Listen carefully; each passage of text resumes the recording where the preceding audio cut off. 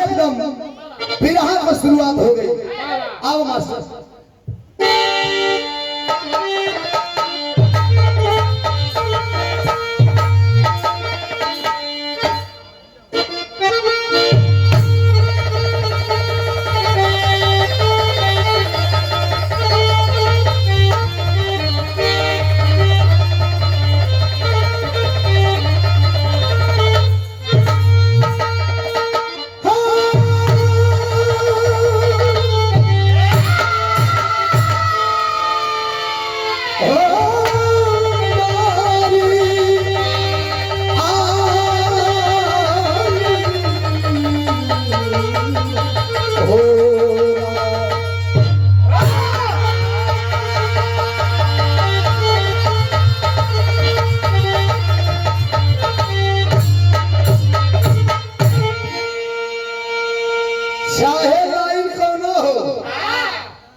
ये मत सोचिए लोग कि बिरहा जरूरी ना कि रामायण तो रामायण से गा के सटाई, हम महाभारत से गा के सटाई।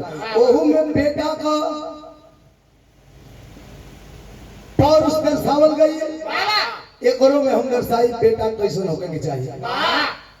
चार रंग भूमिका के भाव में कवि की लेखनी संकेत करती है।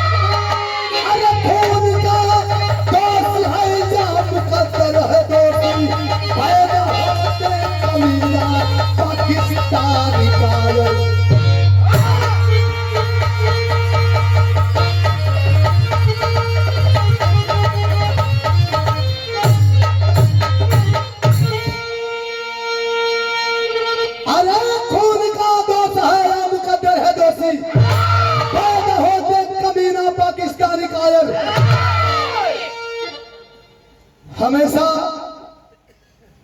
हम हिंदुस्तानियों के जहन में एक उलझन खड़ा रहता है कि आखिर हमारे तकदीर हमारे मुकद्दर का दोष है या उन साले पाकिस्तानियों के पैदाइश में ही फर्क है। हमेशा हम उलझे रहते हैं। बिरहा में एक लाइन कव्वाली है मास्टर।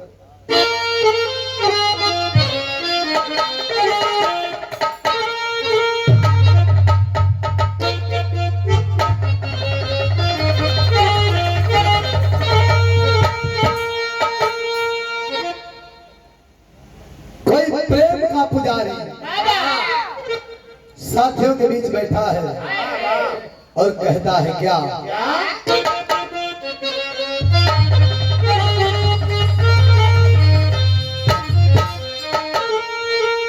अरे इश्क होला,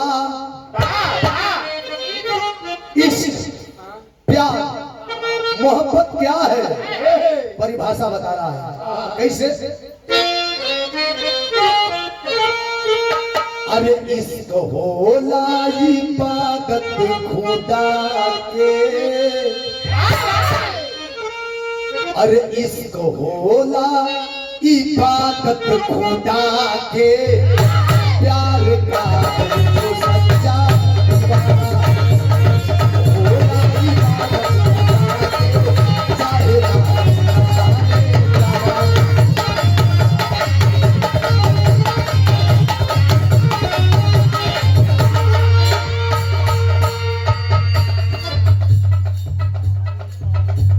जोगेश यादव जो फौजी जवान है, वीरेंद्र प्रधान जी के आप भाई है, और प्रधान पद के प्रत्याशी भी है। आपके द्वारा 550 रुपए का पुरस्कार चरणों में प्रणाम से भैया लोग के प्रणाम कहे के बाद इसको होला इबादत खुदा के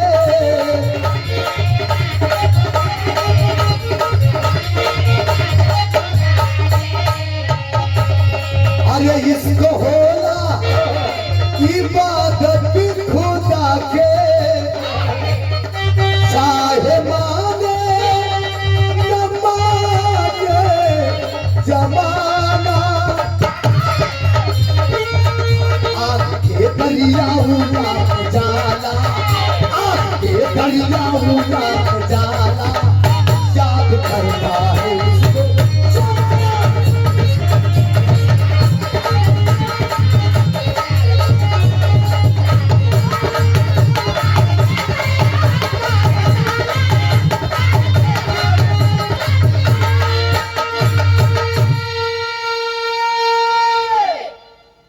और हमारे गार्जियन पूर्व प्रधान जी आदरणीय जितेंद्र यादव प्रधान जी के द्वारा सुंदर माला और सागर 500 रुपए का पुरस्कार आशीर्वाद चरणों में कोट सन्मान से भैया लोग के आशीर्वाद दो सभी ए भैया।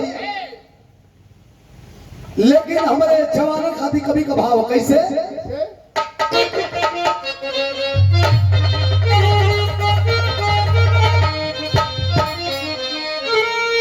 अरे आन माने स्वतंत्र मुल्क इज्जत आबू भी होला मान सम्मान भी होला कहे के बाद अरे आन पे शान से मरना सीखा अरे आन पे शान से मरना सीखा है वतन का जो सच्चा दीवाना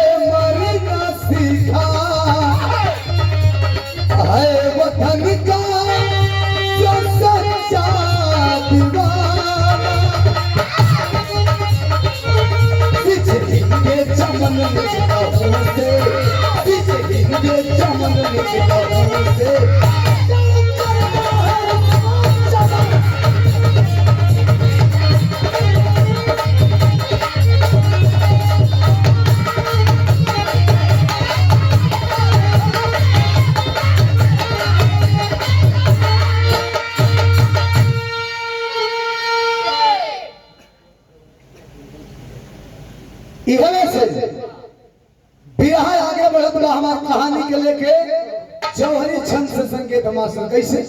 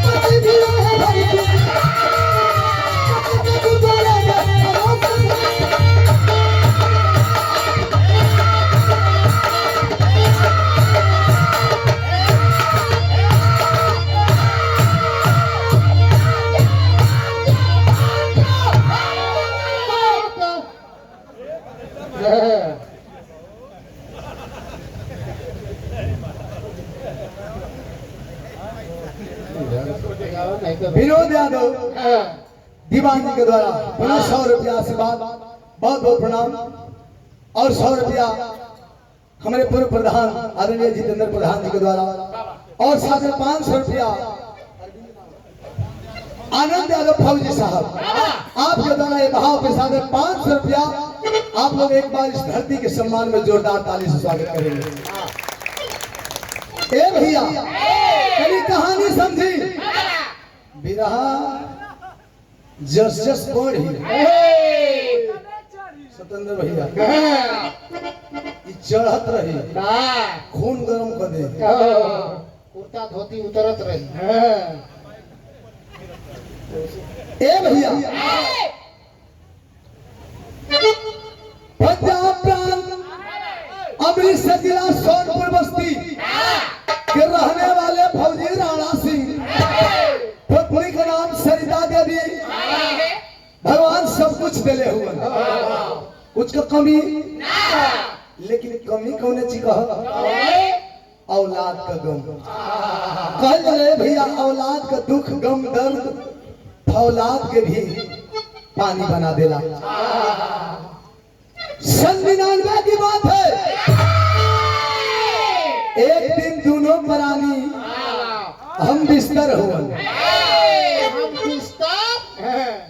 एक के बेड पर सुतल हुआ रतन मास्टर साहब एक ही बेड पर सुतल हुआ दोनों प्राणी फौजी राणा सिंह और उनका दुल्ही सरिता देवी के लोगन का ताना जो बाछीन वाला है करेजा छलनी करता हो न दिने चैन आवे न राती के नींद आवे रोते दिन रात बीतत है भैया रात को सुतल है रोत है सोच सोच के सिसकी रोवाई रोत है लेकिन जब रोवाई का आवाज फौजी राणा सिंह के कान तक पहुंचा उठ के बैठ गए देखते हैं कहते हैं सरिता रो रही हो तुम्हारे आंखों में आंसू क्या बात है किसी ने कुछ कहा तबीयत तो तेरी ठीक है उठ के बैठ के निकली नासिया किसी ने कुछ नहीं कहा तबीयत भी ठीक है लेकिन इस समाज के लोग अपने जिए ना दे लोग कुछ करिया ले बर्दाश्त कर लेती लेकिन जब लोग हमके पाछे कर देला ना करे जब थार जला ऐसे छिए मन ना करेला कहना पागल समाज के लोग क्या कर रहे हैं क्या नहीं कर रहे हैं उनके ताने मैंने पे ध्यान मत दो ऊपर वाले पे भरोसा करो उनके घर में देर है अंधेर नहीं है। तू रो क्यों रही है सरिता देवी अपने दुख का कारण बताओ थी याद प्रयास का कारण बताओ थी गीत लगे हो मास्टर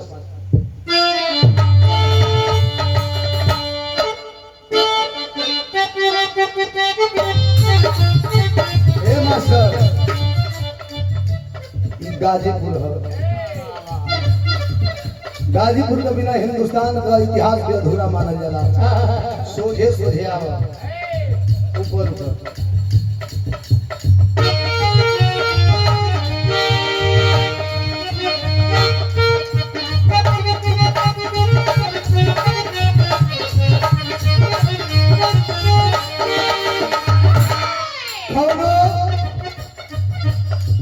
हसीना का सरल श्रृंगार के देख के लड़का आंकड़ा लगावत है कहीं कहीं कंफ्यूज भी है क्या कहता अरे आरा के वो खलाली लगलू वही बलिया के बाली नहवादा के न धुनी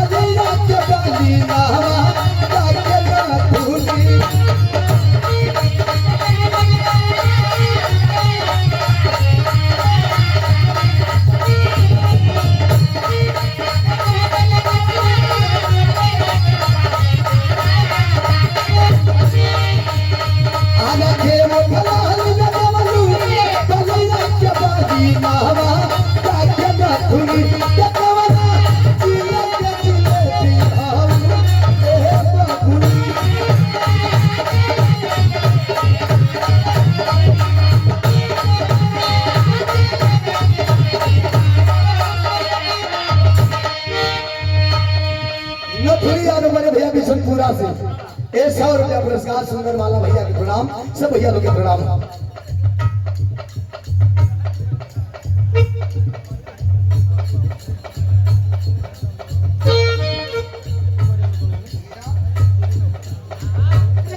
हीरा प्रजापति क्षेत्र पंचायत सदस्य बीडीसी।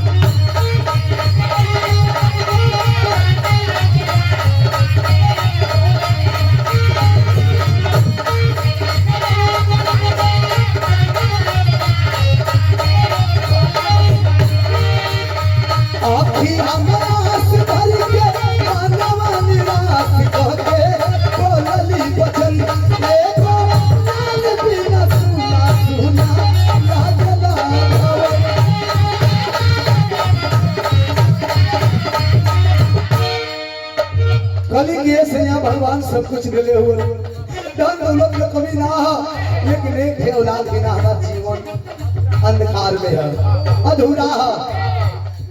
इन लोग बाजी जब कहे लगा तो जिए को मन ना करेला, मन करेला कि माहौल खा के जान दे दी। कल ऊपर वाले पे भरोसा रखो, घबराना मत, लोगों के ताने लहने पे ध्यान मत देना। ए भैया सबेर भाई तब काले की आई डबल है और ये सीमा से खबरिया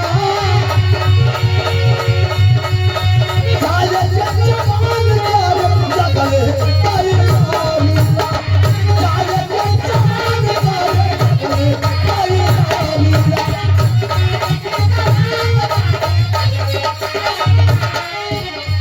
सबेर भाई फोन को घंटी घंघरा गई।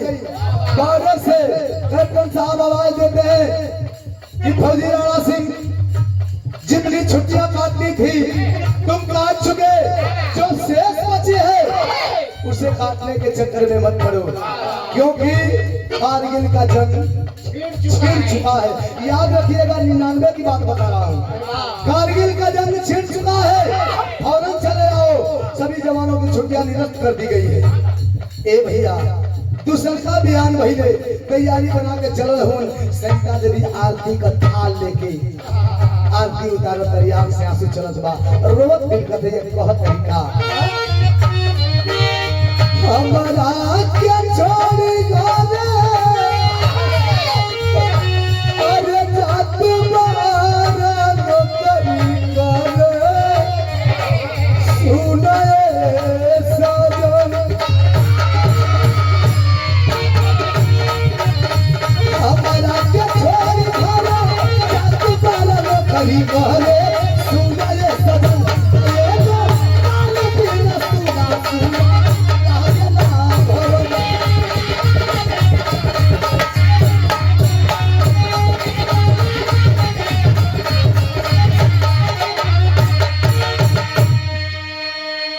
तैयारी बना के जाए को प्लान कैले हुए। सरिता देवी आरती उतारत है, आंख से आंसू चलत बा, कलिए जी अरे वो हम के ऐसा अवस्था में छोड़ के नौकरी करे जात वाली। एक बात छान ली, ये लोग हमके बार बार बातचीत कही, हमसे बर्दाश्त ना हुई, हम मारो खा के जान दे धैर्य धैर्य कि पीर की बहादुर की पत्नी हो, तुम्हारे आंखों में आंसू शोभा नहीं देते। समाज से लड़ना सीखो, अपने संकट से लड़ना सीखो। समझा बुझा के चलल हो तब दर्ज बदल गई।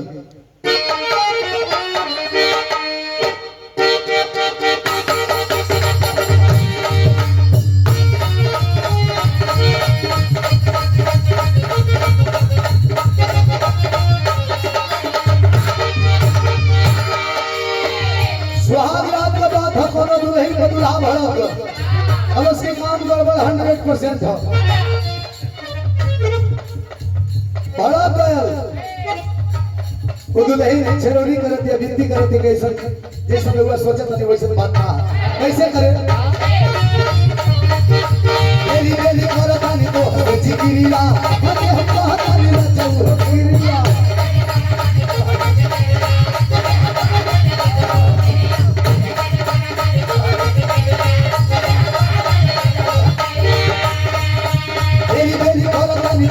जिगिरिया हके हम कहतानी ना जाऊ गिरिया हके मेरा जवानी के तू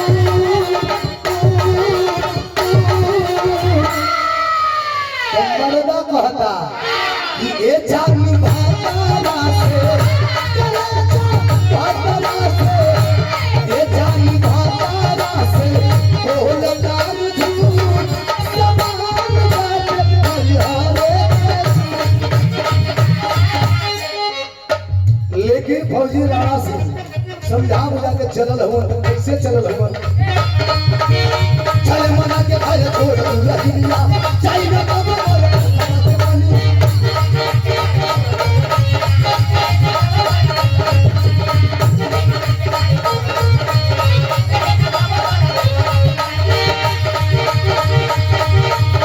चले मना के भाई छोड़ रहिया चाई न बाबा रे बसरा के बनिया आज खजीरा न दूध आईया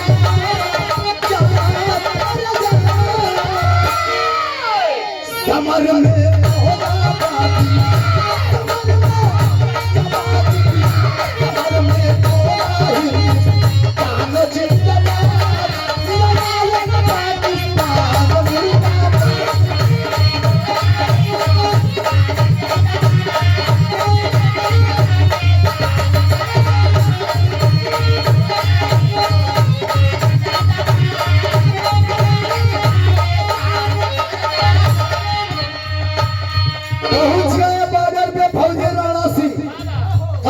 जंग छिड़ गया।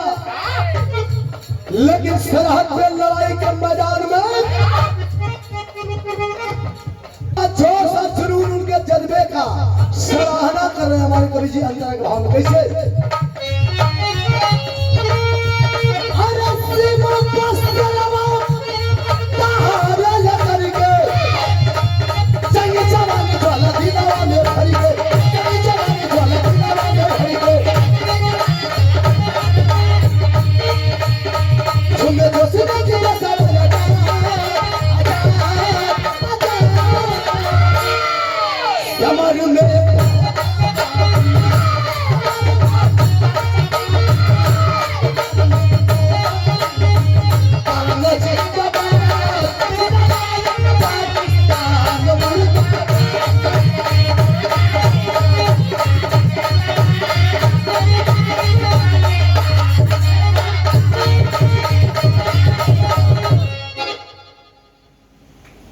भैया कारगिल का जंग छिड़ गया।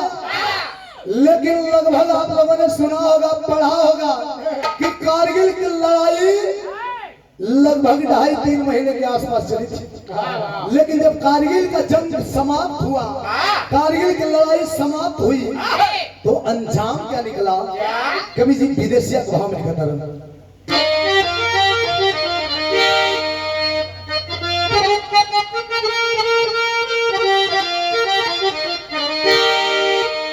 अरे भैली लड़ाई बंद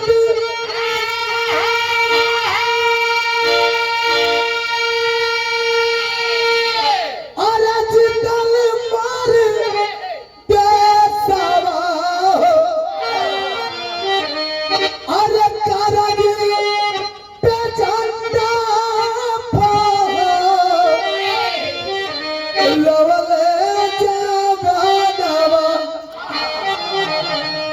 कारगिल की लड़ाई जब समाप्त हुई तो परिणाम यह निकला कि हमारे देश के जवान विजय घोषित हुए। ये तो खुशखबरी है। ये है एक और खुशखबरी है, जब सरिता देवी जब निरतिया में अपन औलाद के दुखवा बाझिन वाला ताना के बारे में बतावत रही अपने सैया से, शायद भगवान भी सुनत रहल है। भगवान भी अर्जी मंजूर कर लेहलन। आज पेट से है माई बने का आगम है। माई बने की खुशखबरी चिट्ठी में लिख के बॉर्डर पर भेज दिए। भगवान जाने सरिता देवी की खुशखबरी वाली चिट्ठी, जो माँ बनने वाली चिट्ठी थी, खुशखबरी वाली चिट्ठी बॉर्डर तक पहुंची कि नहीं पहुंची, लेकिन बॉर्डर से खबर घर पे आई। क्या कि राणा सिंह शहीद भइले, अरे लाश के न पता चलल, अरे सीमा से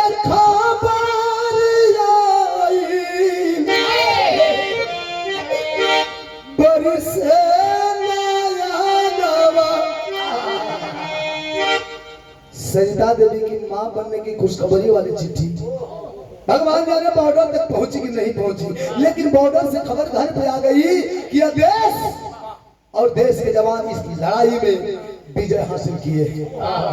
लेकिन इस लड़ाई में बहुत से जवान शहीद भी हुए हैं, जिन शहीदों के लिस्ट में फौजी राणा सिंह का भी नाम अंकित था। लेकिन सभी शहीदों की लाशें पूरे सैनिक सम्मान के साथ उनके परिजनों के बीच भिजवा दी गई। लेकिन फौजी राणा सिंह का ना चिन्हे पता चला था पंचों, ना मुर्दे पता चला था। सिर्फ खबर आई है घर पे कि फौजी राणा सिंह भी शहीद हो गए। लोग कह रहे हैं, लेकिन सीता देवी मानने को तैयार नहीं है। कहते मैं नहीं मानती। लोग कहते क्यों? जब खबर आ गई तो मानना तो पड़ेगा। लेकिन कहती है क्यों नहीं मानूंगी, बता रही है।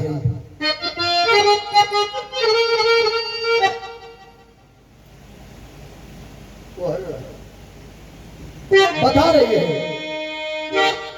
कि मरल जद रातन अरे लाश घरे आइल होई, अरे कैसे दोई सनूर फारी हाथ का कांगनवा। कहती है कि मैं नहीं मानती। अगर मेरे पति शहीद हुए होते तो जैसे सभी शहीदों की लाशें पूरे सैनिक सम्मान के साथ उनके परिजनों के बीच भिजवाई गई, मेरे पति की लाश भी मेरे समक्ष होनी चाहिए थी। और जब तक यह सिद्ध नहीं हो जाता मैं नहीं मानती। ना ही अपने मांग का सिंदूर मिटाऊंगी, और ना ही हाथों की चूड़ियां फोड़ूंगी, और ना ही अपने तन पे सफेद वस्त्र धारण करूंगी, और ना ही अपने पति की तेरही करूंगी। लोग ये सोचता कि लागत अब पागल हो गई।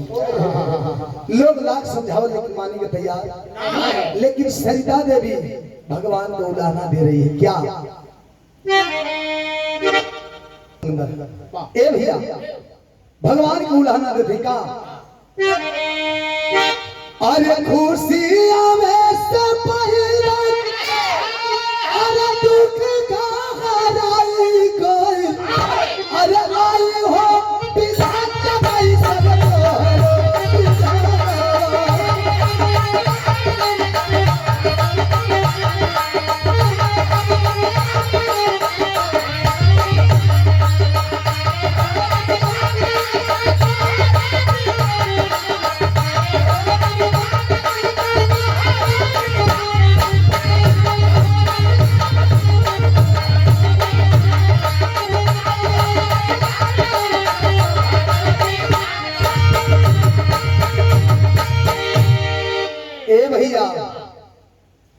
भगवान के उलाहना देती कि बार भगवान मेरी थोड़ी सी दुख भरी अर्जी सुन करके आपने स्वीकार तो किया। मुझे माँ बनने का आगम तो दिखाया है आपने, लेकिन यह खुशी आने से पहले ही मेरे जीवन में इतना बड़ा दुख का पहाड़ खड़ा कर दिया आपने। बार भगवान कोई जवाब नहीं है तेरा। आखिरकार सरिता देवी पति के मौत की खबर आने के बाद भी सुहागिन का भेष बना करके घूम रही है। समाज में कई तरह का लोग बाझिन वाला ताना तो रहबे कई, एक ताना और बढ़ गल एक मर्द मर गल है तब वो सुहागिन बन के घूमे ले, इहो ताना करे जा सकत भाई भैया। और समाज के लोगन के लोक लाज लिहाज के चलते समाज को देखे भर में सरिता देवी का कहली कि अपने मांग का सिंदूर धो देली, हाथ का चूड़ी कंगन फोड़ देली, तन पे सफेद वस्त्र धारण कर लेली, और दोरे पर 5 गो पंडित जी लोग के खिया के तेरही का टोटका समाज का नजर में। लेकिन अब भी विश्वास हो कि हमार सैया कहीं न कहीं जिंदा हो। ऐसे अब समाज का चोरी चोरी मंगिया में सिंदूरा सजा के पहिरत आई, चोरी छुपी। समय बीतत भाई भैया, आज धीरे धीरे वो दिन आ गई, तर्ज बदल गई।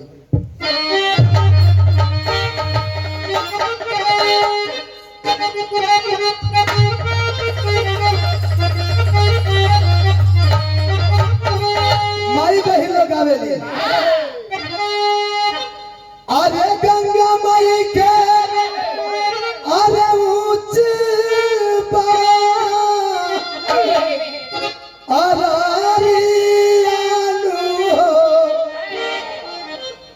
ऊपर बैठे भगवान। लेकिन आज वो दिन आ गई, कौन दिन? अरे धीरे धीरे अरे बीताली समय आलू हो बुधिया पहली गुलजार। समय अनुसार प्रसव पीड़ा भई, जुड़वा बच्चा पैदा भइल। तब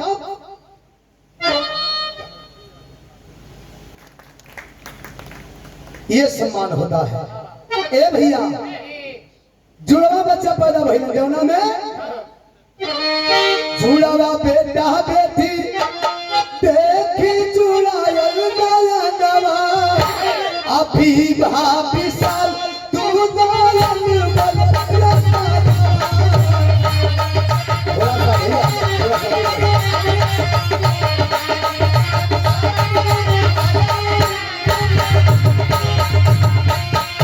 अरे मिली गई जीवन के माया हो तेरा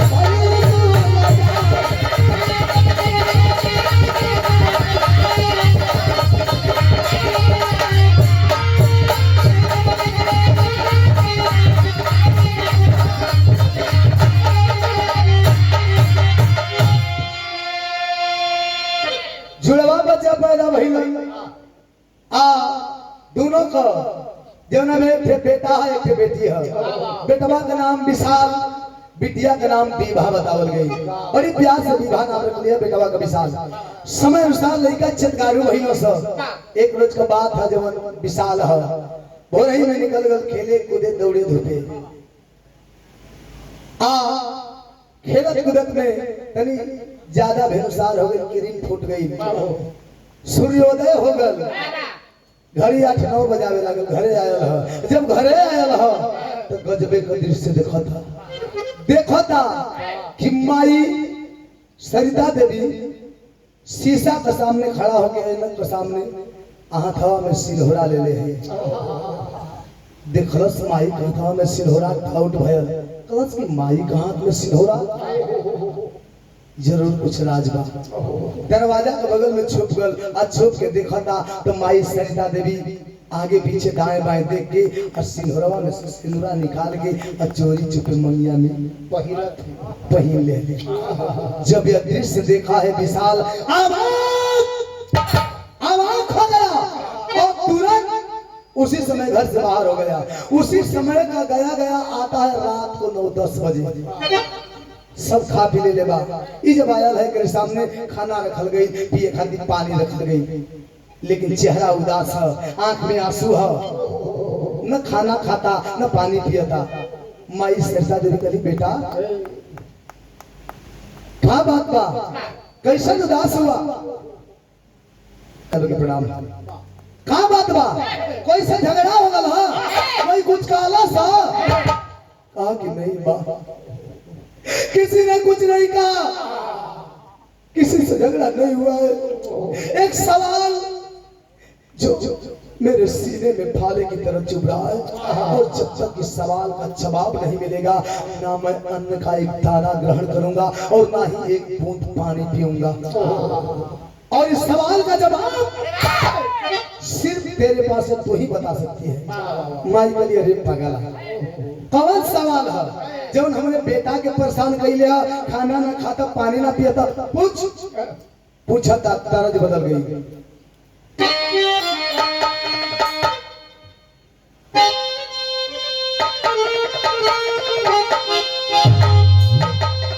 तरज है 3 गो सहेली है, उन्हीं को संग में बियाह भई, संग ही गौना भई, संग ही ससुरा गई सब। आज ससुरा से लौट के संग में नैहर आ गई। संग में लड़कोरो भल होइए इलेक्शन का मामा बोला उतना भीतर हम ना जल चाहते हमें इतना जानते हैं कि संगही ससुरा गईली से लौट के संगही नहीं हरा गईली से तीनों गुट बना के निकल लिया था सिवान में 7 फोटो थे सर हार बना के 7 फोटो थे सर हार जो झोली बनावल जाए ओई में 7 फोट को धरत है सर संगे संगे कुचिला भी ले गए सर नून मरचा का पूछ के एक तो गली मार के आलप दे ये समझे थे सर किराए का ठुकियावत रह किराए का 7 को संगे कुचिला कितना मजा देता मने मन कहता रे सर ओई में ठहरा का उसका है जब से आई बार से बुझा तक एकदम बिस्मार अरे कुछ कहा सा दूसर की कलश का कहीं रे का कहीं पागल मती तोरे मती रे तीसर की कलश की झगड़ा मत करो सर ऐसा नहीं कि ससुरा से आइल बन जा नया नया लौट के अपना अपना दुल्हे को बखान करो सर देखो कैसे मिलल ह तो जब पहले खड़ा होके कहल वो कलश की बताई ना राजा जी ना अरे कुलवा फरवे कार मेहरारू कहे मेहरारू जब चोना देखैया सन तो ओढ़नी रही तो बेचारे आंचल रही तो खूब पेरी हंस पेरे कनियो गरम खाली स्थल पाओ सब चौक भोंको सो रिक्त स्थान जब मिले तब पूर्ति करिए लगे से पेड़ है पेड़ के कहती बताई ना हमार राजा जी जब हमके गोहरावे ला तो जाना तब जब कैसे गोहरावे ला कैसे दिल वाले को अजय देवगन जैसे कैसे दिल वाले में जब अजय देवगन पागल हो गए रहेला तो कोई के बुलावे कहला तो कैसे बुलावे कैसे अरे तो बकरी द्वारा करे नहीं तो एक कहबो अजय देवगन ऐसे ही बोलावे तो हमार राजा जी अजय देवगन जैसे बोलावे दूसर के कलश की हमार राजा जी हमके बड़ी माने हो इतना माने लो इतना माने लो इतना माने लो कितना जब ले 2-4 लाख लेने चुपइबे ना कर मौगी कहे द्वारा के हम कहत बतिया कोई दे दो कलश की इतना माने लो कि क्या रे भोज भात के तनो खा के हम जब ले दुने वाला हमारा में ना उठाई हम और उनका छूटे ना जुड़ाला तीसर की कलश सने अपन राजा जी का बात तखा पर खस हमार राजा जी तनी डिफरेंट हूं डिफरेंट माने पागल तनी अलग हो सबसे हमार राजा जी हमके जब मानेला तो कबो कबो बड़ी मार मारेला मारे ना हां बड़ी मार मारेला कहां मारेला कल से मारेला तो बड़ा बुरा बकस ना ना ना ना यो करता स्टाइल हो मारेला लेकिन जब मारेला तो बड़ा निमन एगो काम करेला का बतावत दिया तने एक टोनदार बनाओ उधर हो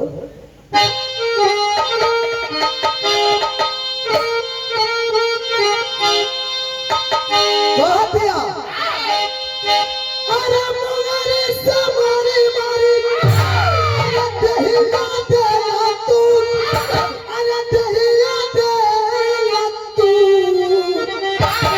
अजहिया मारला जहिया मारला जहिया मारला तब छरी किया ना चली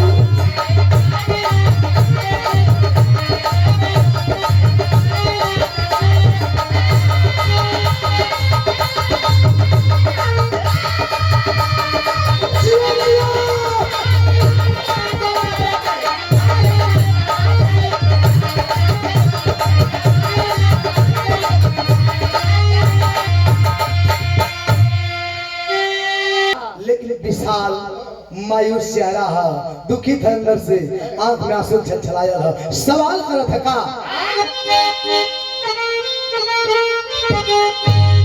अरे पूछा विशाल बात अरे माई से दिखा अरे माई से दिखा कि हमारी माई हो हमारी माई हो हमारी माई बोलता है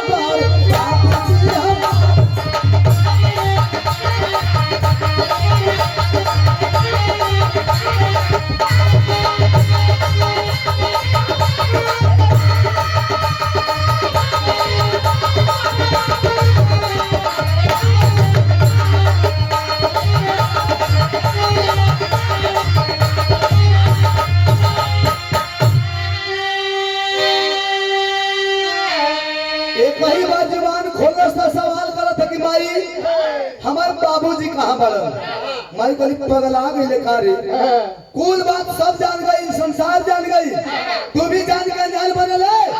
अलस की ना पागल तो पहले रहने, आजे तो होश में आल बानी। कहा था का अरे सेनुर कराज आज हमसे बतावा, अरे माई का बेटा पुतल लगना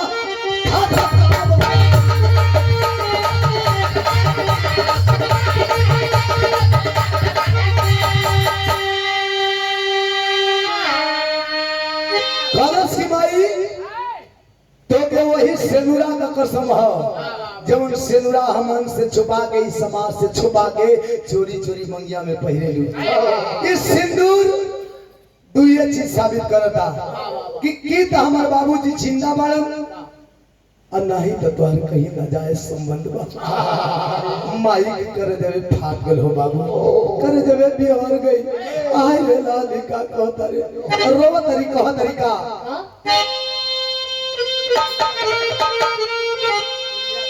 अरे तेरे आधारा का,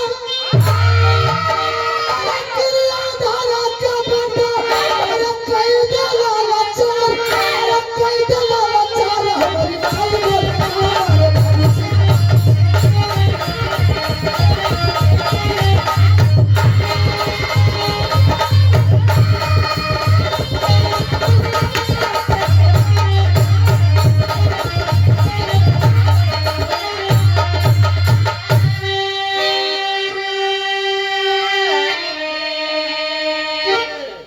कलश के सिंदूर का कसम जब सिंदूरा ये समाज से छुपा के पहिरे लू। माई कलश है बेटा, तू अपना माई के इतना नीच समझ गए, तर माई इतना नहीं खे गिरल कि न जाए संबंध बनाई कोई से। चाहत ना रहली, सोचली कि राज जीवन भर राजे रही, लेकिन जब तू सिंदूर की कसम दे डाली तब तो बतावे कोई। बताते हैं रो रो करके कि 99 की बात है, जब कारगिल का जंग छिड़ा था और उसी जंग में उन्हीं जवानों की टोली में तेरे पिताजी भी शामिल थे। लड़ाई समापन के बाद देश के जवान और देश विजय घोषित हुए। बहुत से जवान शहीद भी हुए, जिन शहीदों के लिस्ट में तेरे पिताजी का भी नाम अंकित था। लेकिन सभी शहीदों की लाशें पूरे सैनिक सम्मान के साथ उनके परिजनों के बीच भिजवा दी गई, लेकिन तेरे पिताजी का ना जिंदा पता चला और ना ही मुर्दा पता चला, बस उनकी खबर मरने की आई थी।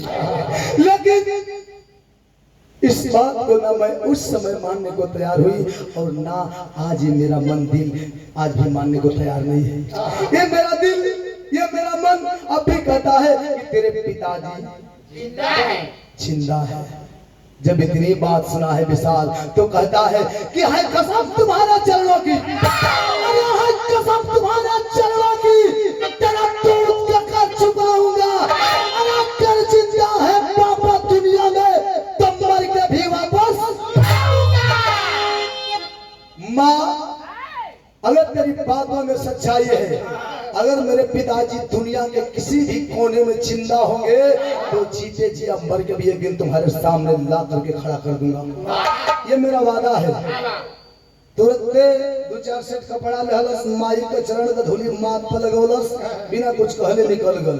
कहाँ गल, कहाँ करत था कोई के ना पता है। लेकिन एक बाएगे जब फौजी बन के ट्रेनिंग बिता के जब घरे आयल है, माई सैसा देवी देखली है कि बेटवा हमार फौजी बन गल, सीना चौड़ा हो गए भैया, सीना से लगा के चुमत जाता थी और अपने बेटवा के दुआ देत थी।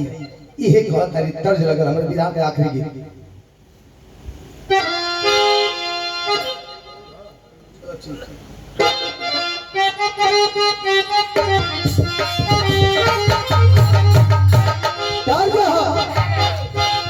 गोरिया दिन भर कई टोटिया, अरे गोरिया दिन भर कई टोटिया, गोरिया दिन भर कई टोटिया, लेके बचिया के दिन बतिया, किसान मस्तान।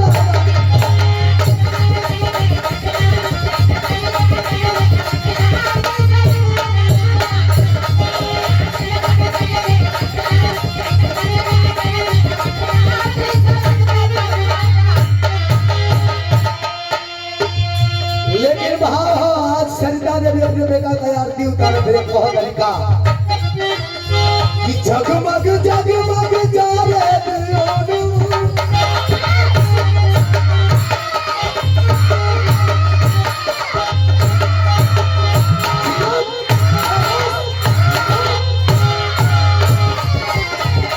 जगमग जगमग जाले दियोनु हमारे पूरा रात हो रहा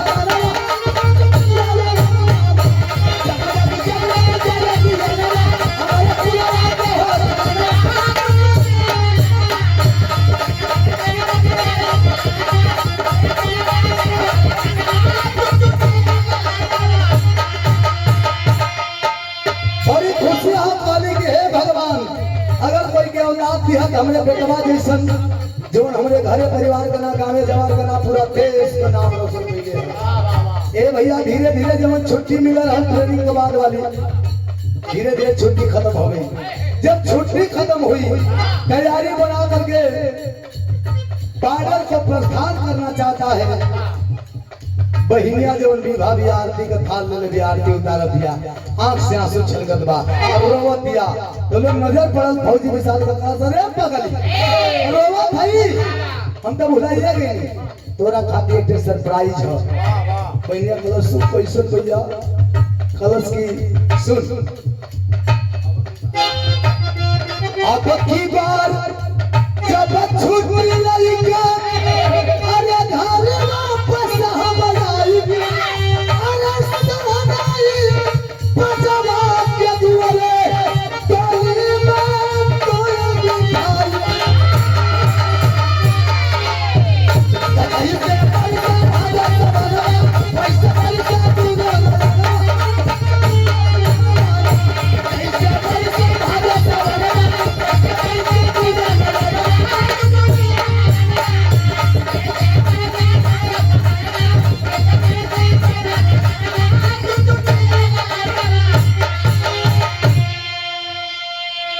कलश बहिनिया से की सरप्राइज ही हा कि अभी की बात जब छुट्टी आई तो बड़ी धूमधाम से तोर बियाह करब तोर बियाह तय कर देले है वो लड़का फौजी हा संगवे को भर्ती हो बड़ा बढ़िया लड़का है। अपने हाथ से दुल्हन का जोड़ा में तो के सजाई अपने मजबूत कंधा का सहारा देके तो के डोली में बैठा के तोरे ससुराल भेजब ये कई का चल देलस। लेकिन जब बॉर्डर पे पहुंचल है भैया जब बॉर्डर पे ओर चलल हो तो कभी जी तेरी के भाव लिखत रहल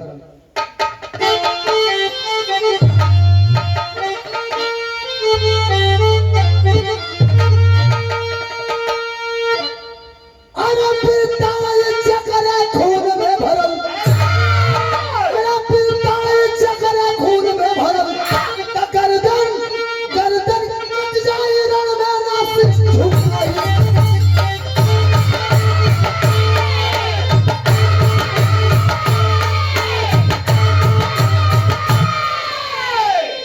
गर्दन कट जाए रण में नासिक झुकाई बिरताई चकरे खून में भरल। ए भैया जब बॉर्डर पे पहुंचल है पहली ड्यूटी पहली ज्वाइन पहली पोस्टिंग ओकर रजौरी के पहाड़ी में भयल वहीं पे ड्यूटी करते हरिंदर नाम का फौजी मिला या कौन था जिस फौजी जवान से अपनी बहन की शादी तय किया था। बात विचार होके लगा कि मेरे भाई सब कुछ ठीक है ना कोई दिक्कत कलश कुछ नहीं यार कुछ ठीक नहीं है। जब से पुलवामा हमला हुआ है तब से लेकर अब तक सब व्यवस्था अस्त व्यस्त हो गया है। हर एक दो दिन पे एक दो आतंकी मारे जाते हैं एक दो फौजी मारे जाते हैं कुछ ठीक नहीं है।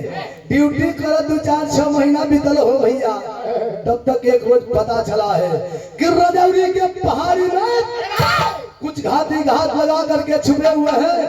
आदेश दिया गया कि जाओ जा करके दिखा दो कि एक हिंदुस्तानी फौजी का पावर क्या होता है। अरे वाह आखिरी गीत कौन गीत बा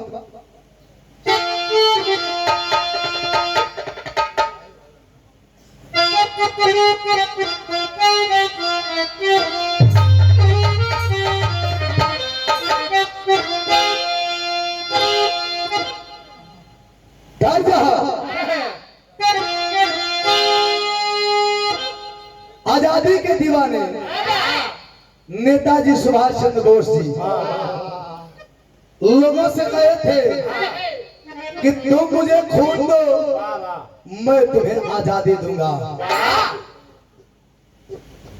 हर घर से मांग के ले रहा हूं। कैसे?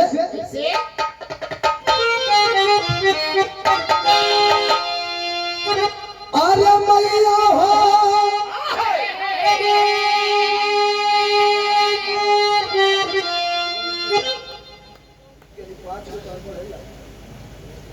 अगवा काम अपना पॉइंट में कहाँ से भाव धर दिया ये बेचारे जो सियार के एक आध गो नहीं खेत फान 3-4 गो फानला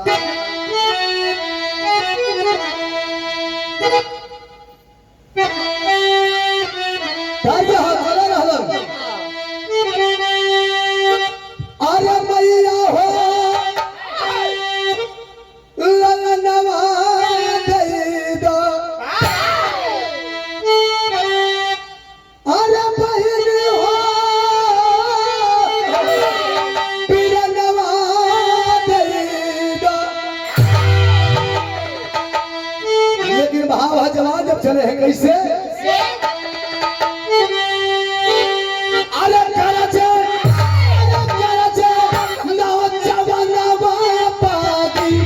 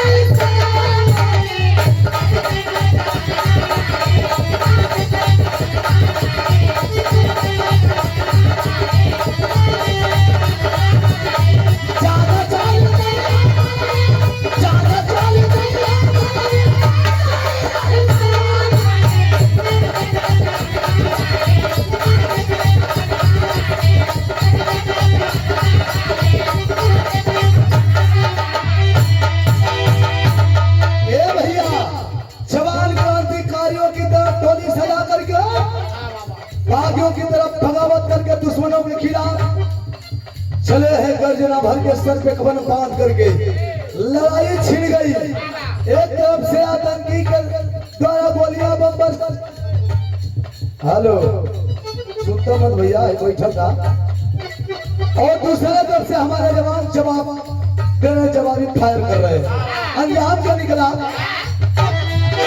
अरे आधा घंटा जब के खूबे अरे पिया वाला दिलिया दादी मारल गई, दिलिया दादी मारल गई, बाप कुल आई गई।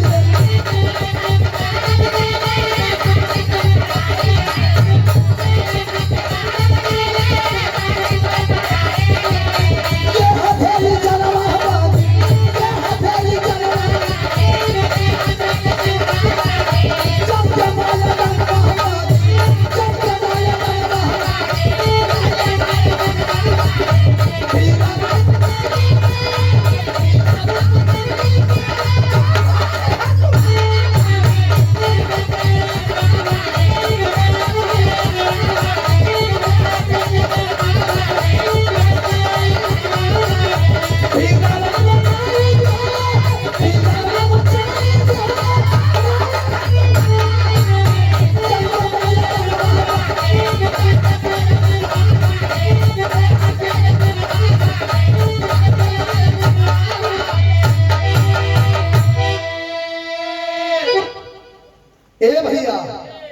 आधे घंटे तक धुआंधार गोलियां चली, बम बरसाए गए, लेकिन अंजाम क्या निकला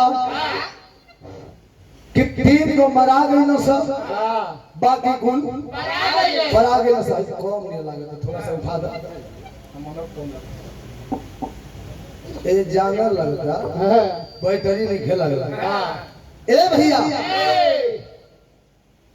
ठीक है मारे गए, बाकी कुल पर आ गई ना। सब भैया लगे प्रणाम।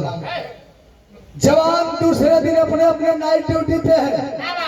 कोई जवान तो ठीक है बा लेकिन हम फौजी विशाल हो, नया जोश है, नया जवानी हो, ये अकड़ तो लगे बा, अलगे सीना तान के खड़ा, अलगे अकड़न हो। कभी जी मोहब्बत का भाव लिखा था कैसे?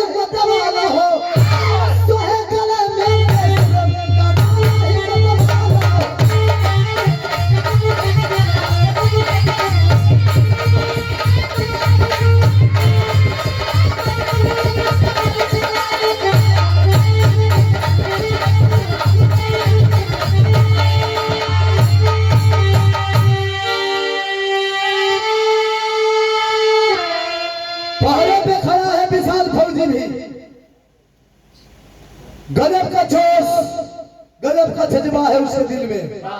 अकेले दहाड़ता, पहले मुठभेड़ में 3 जना कर रेला ली, मरले हो से कुल मिल गई, बाकी प्राथमिकता खाली अपने आप के देता कि 3 जना कर रेला ली। पहरा बेटल हता,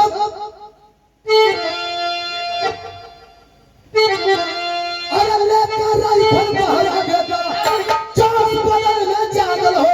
अरे पाकिस्तान की सेना से इधर आया एक पागल हो। पहरे पे खड़ा है पूरे जोश और उमंग के साथ।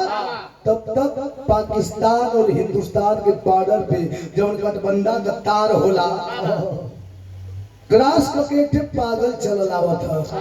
अंधेरी रात देखे में कैसा लगा था?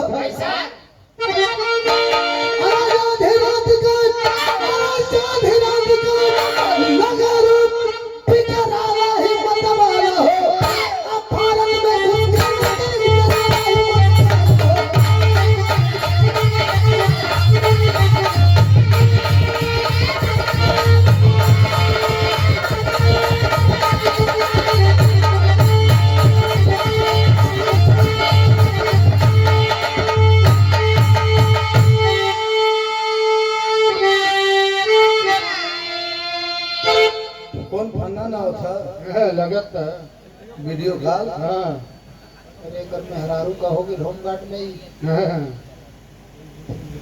मने तुम्हारे प्रचार करबो। हाँ, ए भैया,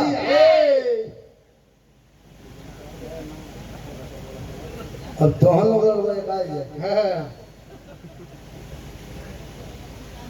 गावत हम है, बजावत कोई और है, तो से कम तो रे साला। ए भैया, बादल बजौर गठबंधा कतार फाड़ के पगला चला लावता।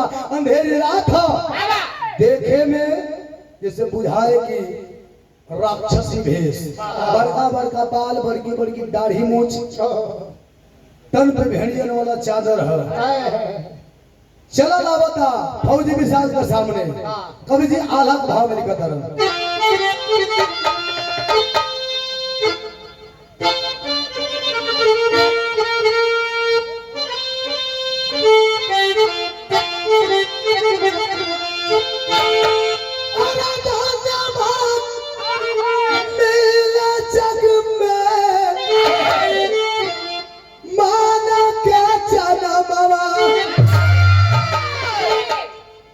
धन्य हुए जीवन राखे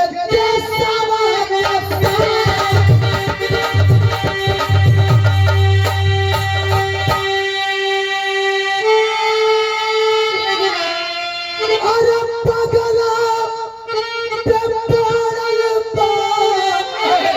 विशाल का नजरिया साधा है निशाना तब पहुंची।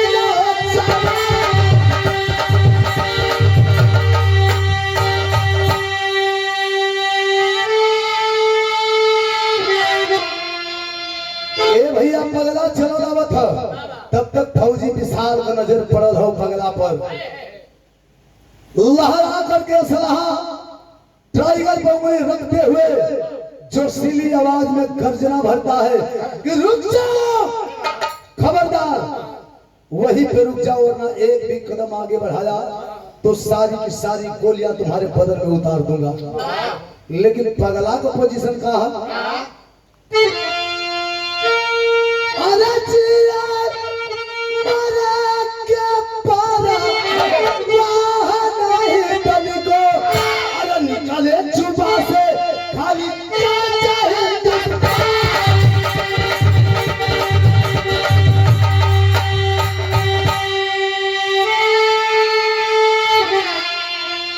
शेर जैसी गर्जना भर करके दहाड़ता है फौजी विशाल। लेकिन पगला का पोजीशन कहा, बुदबुदा दावत है हिंदुस्तान जिंदाबाद, पाकिस्तान मुर्दाबाद। कहता है कि फौजरे सट गल उनका बंदूक तो नो सीना सटा के लागल हिले डुले। फौजी विशाल कहता, कौन हो और इतनी रात को इस तरह से आने का तुम्हारा मतलब? सत्य बोलोगे मरना तो तेरा तय है, सत्य बता दोगे तेरी मौत आसान हो जाएगी।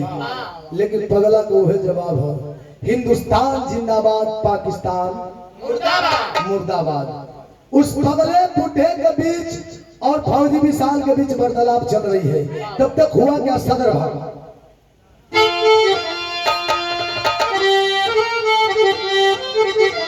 अरे पाक सीमा से सनसनाहट लेके गया,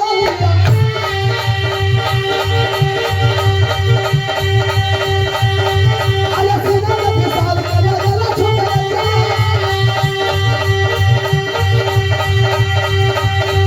अरे मेरा हरम में जब दिया मेरा दिया, अरे कैसे वाली बंद कैसे भाई चुका,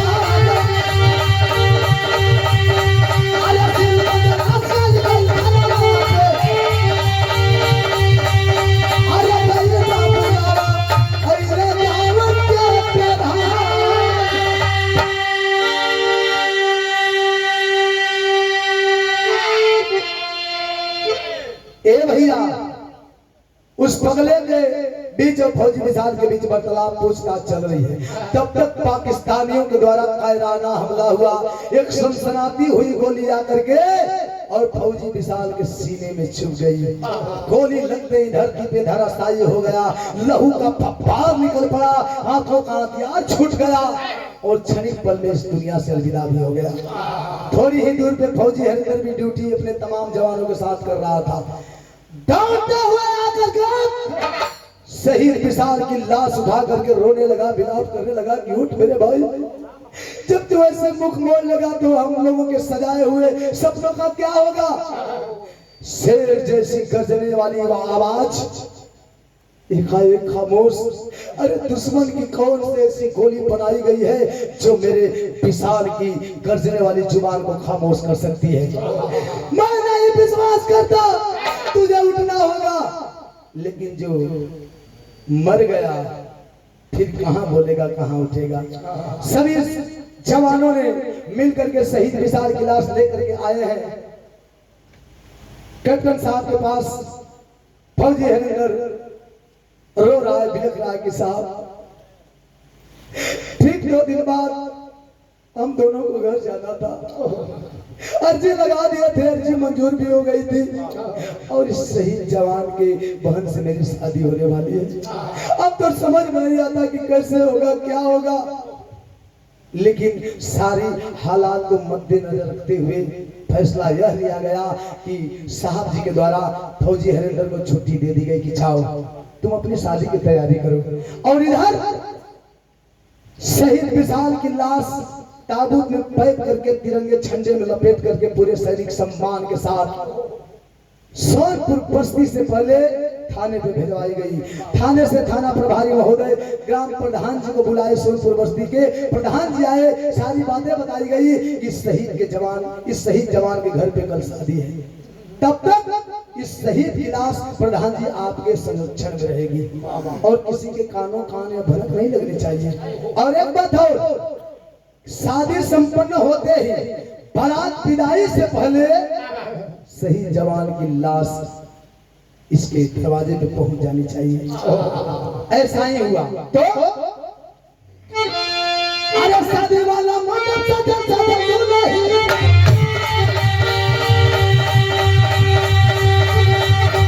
अरे दुल्हन बसे पूरा भइला बिहार अरे दुल्हन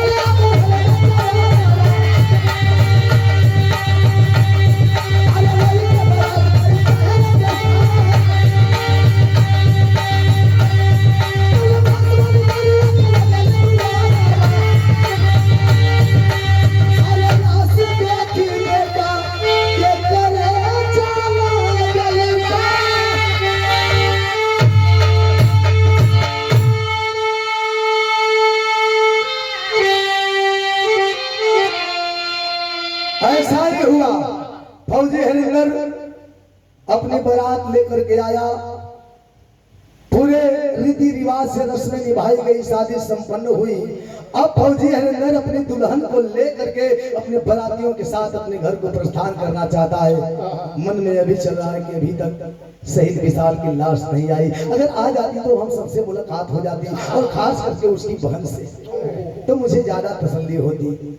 ए भैया बारात विदाई का कगार पर, तब तक फोर्स वाली गाड़ी के साथ प्रधान जी द्वारे हाजिर हो गए। लोगों को जब पता चला है इस घर के इकलौते कमासुत बेटे विशाल की लाश आई है, शहीद हो गया, सबका कलेजा मुंह क्या होत भाई बाबू, सबकर आंख से आंसू का सैलाब छलक पड़ल।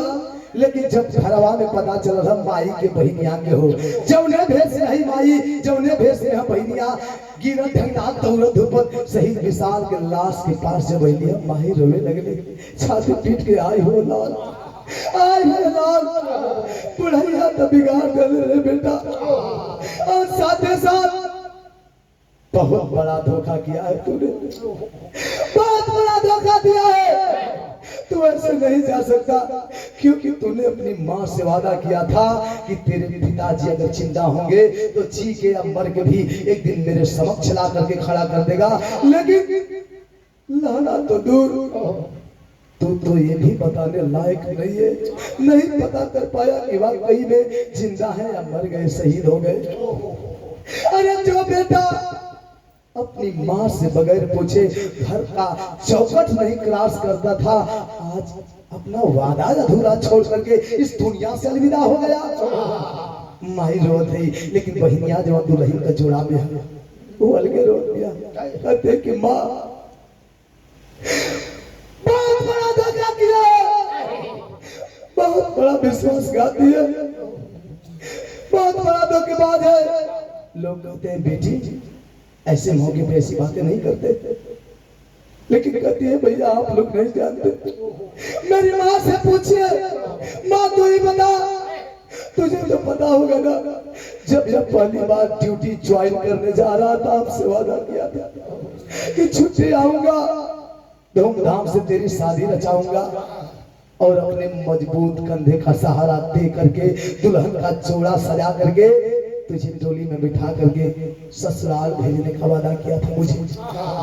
बोला ना माँ, मुझे मेरे ससुराल जाना है, कहो ना अपने मजबूत कंधा का सहारा दे करके मुझे डोली में बिठाए, मुझे देर हो रही है माँ।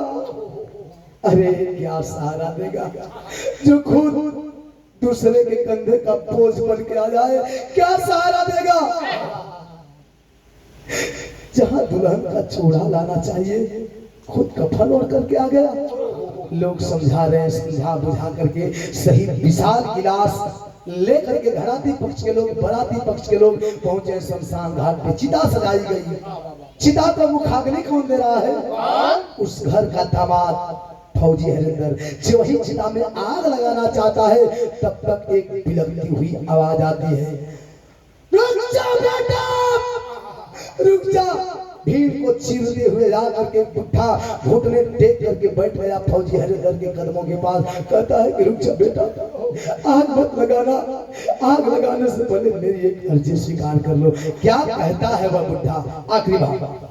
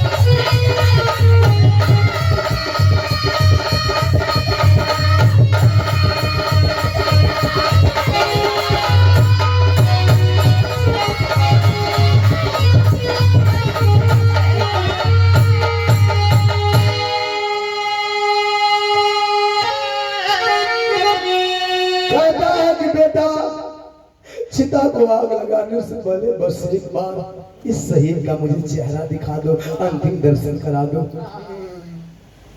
उसकी अर्जी मंजूर की गई। चेहरे के सामने से आज 10 लकड़ियां हटाई गई। जब चेहरा सामने हुआ, रोते बिलखते खड़ा हुआ है। चेहरा निहारा था, बुढ़वा रोत कहत का कहिया पैदा भइला, कहिया बनला फौजिया, हमारे चलते बेटा तोहर भइली बहुतिया। बेटा मैं ये तो नहीं जानता तू पैदा कब हुआ, तू सयाना कब हुआ, तू फौजी कब बना, ये सब मुझे नहीं मालूम है। लेकिन इतना मैं जरूर जानता हूँ कि तेरी मौत का जिम्मेदार मैं ही। लोग आवाज वालों सोचत कहा अरे पगला जान का सवाई, अरे नाराम देरवा, एक बार अंतिम धारा सादा करा दाई रवा। लोग ये समझता कि कोई हितनाथ होगा, किसी सदमे के चलते इसका दिमागी संतुलन बिगड़ चुका है, लग रहा है पागल है कोई। लेकिन ए भैया वही शमशान घाट पे घराती पक्ष बराती पक्ष आवाज जवार के लोग जुटल बा, वही भीड़ में मौजूद है शहीद विशाल कमाई सजदा देवी। हम कहिला ए भैया इतिहास बतावेला कि दुनिया में सबकी निगाहें सबकी नजरें धोखा खा सकती है, लेकिन एक पतिव्रता नारी की नजर कभी धोखा नहीं खा सकती। पहचान गई। आखिर वह लोग जिसे पगला समझ रहे थे वो कौन था, भ्रमित नहीं करना चाहता। वो कोई और नहीं बल्कि शहीद विशाल के पिता और सजदा देवी के पति फौजी राणा सिंह थे, जिनकी शहीद होने की खबर 99 की लड़ाई में आई थी। जा करके पैर पकड़ करके रोने लगी कि सैया बहुत सही समय से आए हो सैया। देखा जब दुल्हन का जोड़ा में खड़िया तुहार बेटी है, चिता पर जब लटावल बा तुहार बेटा, हमर बेटा हमसे वादा कैले रहा कि दुनिया के कोनो कोना में अगर जिंदा होगा तो जीते जी अमर के भी एक दिन तो हमारा सामने होगा। आज बेटा हमारा वादा पूरा कर दिया, लेकिन आप बिटिया के कन्यादान तो ना कर पौला, कम से कम अपने शहीद बेटवा के चिता में आग लगा के एक बाप महिला का फर्ज अदा कर देता। जब इतनी बात कही है सरिता देवी फौजी राणा सिंह से, तो राणा सिंह डकवा से भेड़िया का चदरवा खींच के फेंक दिया और रोवत कहत रंका विनोद यादव आदरणीय दीवान जी 100 रुपया बहुत बहुत प्रणाम। कि भाई बिना हमारे दूर भगिया, दतवा से चदरवा खींच के फेंकला तो लोग नजारा का दिखता कि पाकिस्तान वाला दोनों बहिया काट ले हुआ ने भैया। आज रो तरन रो के कह तरन का कि भाई बिना हमारे दूर भगिया, कैसे लगाई आज चितावा मेरा दिया।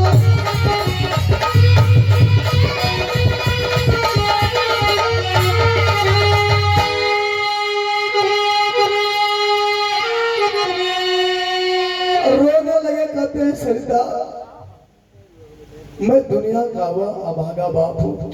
लोग कहते हैं दुनिया का कोई भी पिता कितना हूँ बड़ा दान कर ले, जब तक कन्या दान नहीं करता उसके जीवन का कोई मोल और मतलब नहीं निकलता।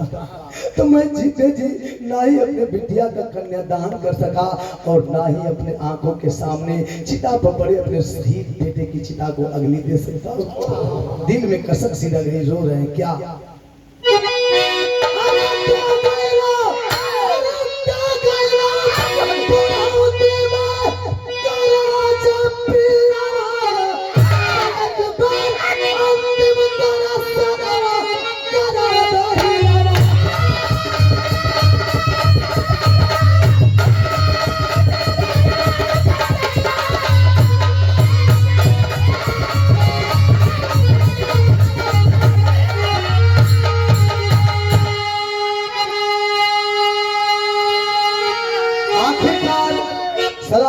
करके शहीद विशाल की अंतिम विदाई की गई है। आखिरी भाव गुरु बिहारी गुरु